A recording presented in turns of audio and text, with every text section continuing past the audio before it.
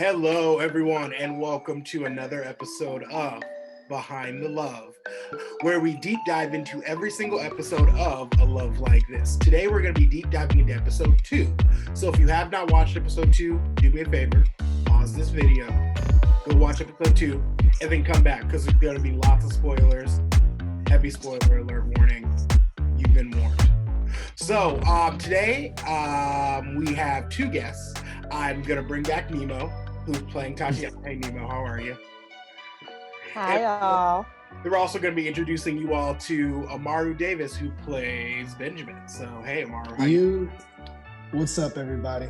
Today's episode is a very special one. Who wants to talk about it a little bit? Amaru, I'm down to talk about it. Yeah. What?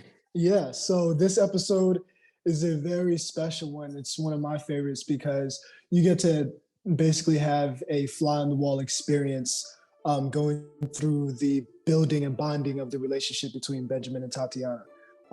It's all, of course, this web series is virtual, so it is virtual dating during the pandemic. But you get to experience being a fly on the wall and live vicariously through, how that is and what that's like. You're going to watch the episode, you're going to see dinner dates, exercise dates, watching movies, just that experience of what it's like to date virtually. Like that whole experience, you're walking through it. And I really enjoy that. So Nimo, I think I'm going to bring you the first question.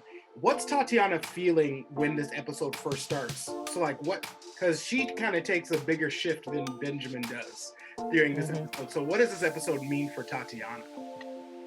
This is a chance for her to let down her walls after being scorned in the first episode and just kind of taking this for what it is. I mean, she knew she was attracted to Benjamin. She saw what he put forward, this guy that was willing to just sit here and say, I'm here for you to have this conversation if you're open to it. And as soon as that door opened and she let herself go through that door, it was just, I think she fell pretty quickly.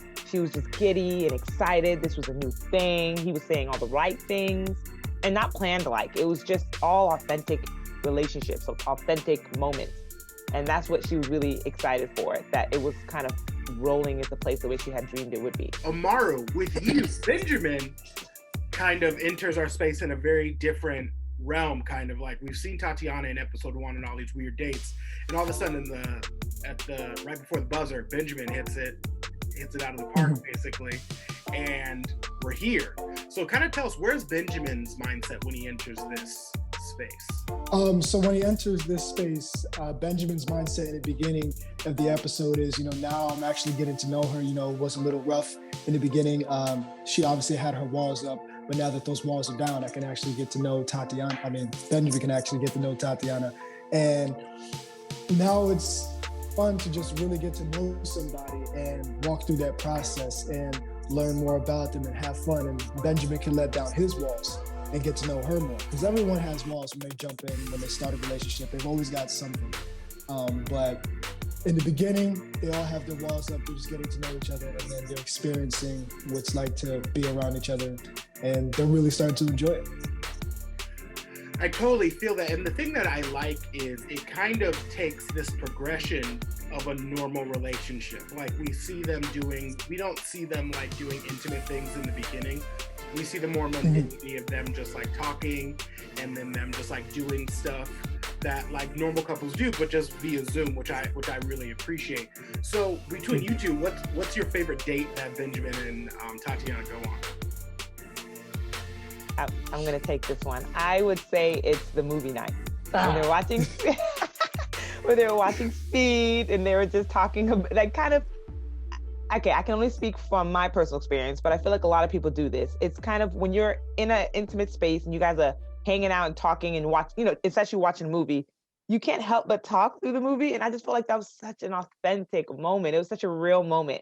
I mean, when I'm with my girlfriends, when I'm with my guy friends, when I'm with anybody who I feel really comfortable around, you sit there, you enjoy the movie, but you just banter back and forth about what's happening in the movie, what's happening in your life, going back to the movie.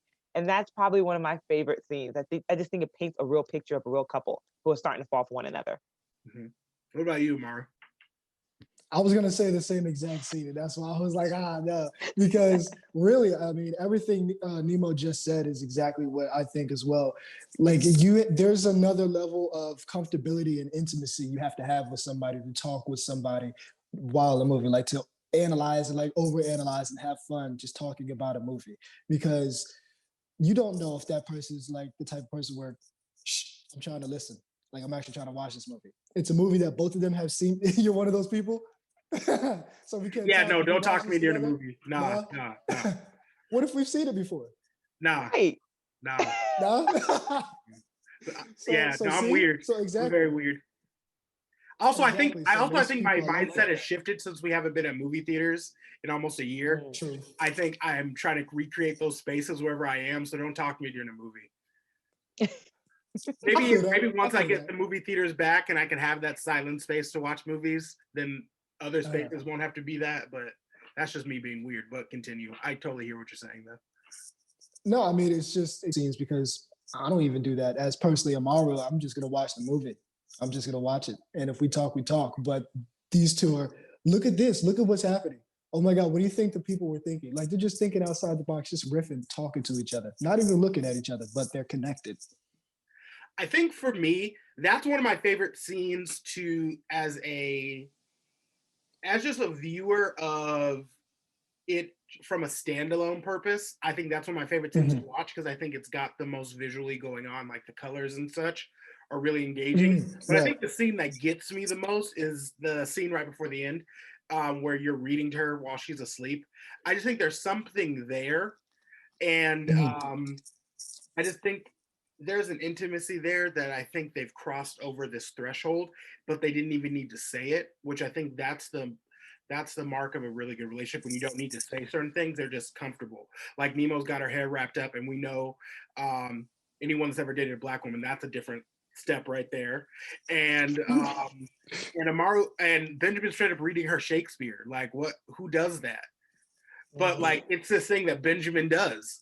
And it just it just seems to all fit. And it's this really beautiful classical thing that seems so modern that really just kind of makes and shows this relationship is different in so many other ways beyond just the fact that they're on Zoom.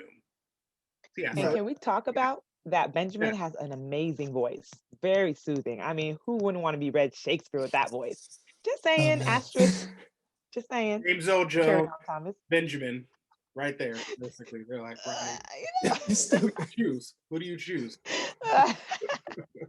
Akeem. I think exactly that is a very intimate scene as well, reading to each other. I mean, I don't hear too many times people saying in their relationship, yeah, I read to my girlfriend, and my girlfriend reads to me. No, I don't hear that at all. I actually got that from a friend of mine. Funny enough, him and his girlfriend used to do that all the time, and I was like, well, I've never heard of that before. So I was like, that's beautiful. So I was thinking about things to like put in the story because I was like, there's only so much you can do when you're virtually. So I was like, well, that's one of the things you can do. So I put it in, and it actually turned out to be one of my favorite scenes. That was one of the scenes I was concerned about in the beginning, but it actually turned out to be one of my favorites. So I'm actually really glad I kept that in. But yeah, it's definitely an interesting scene. I hope that that if this show does one thing with what we show is that more people read to each other in their relationships. I think it's beautiful. It's cute. All that cheesy stuff. And it's even, it's pretty cheesy to read Shakespeare, but like it's cheesy to read Shakespeare, but if it's like from your authentic you, it's not. If that's what you want to read. So I mean, whatever people want to read, first of all, more people should read. And two, read into your significant other. All for it. All for it. Do it. Reading is life, everybody. You can't go anywhere without reading. So as we continue forward, we're not even halfway through yet. We've got a lot more ground to cover. I asked you this last time, Nemo, but now we've got more to go off of now. What are you excited to continue on the journey with for Tatiana?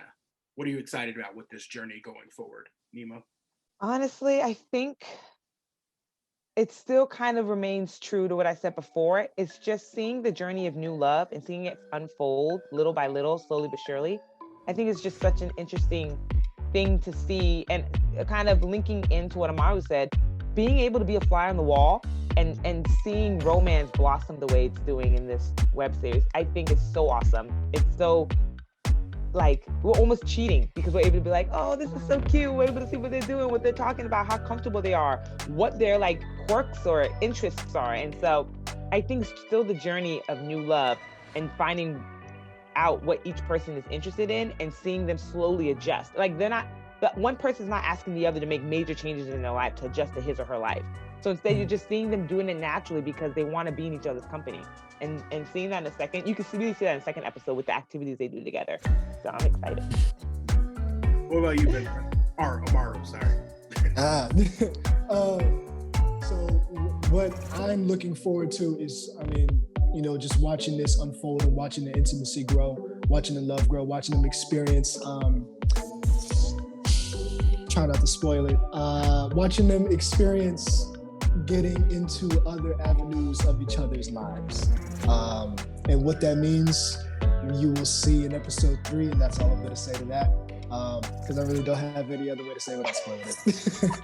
There you go. Thank you. I appreciate that. It's so hard going into this and not spoiling anything, but for everyone out there, we've got a lot more ground to cover with this couple. We're next week's definitely going to be a game-changing episode, so definitely check it out. Thank you all so much for joining us. Thank you, Nimo, for joining us. Thank you, Amaru, for joining us, and we will see you all next week. Thank you, everyone. Have a nice day. Pleasure. Bye.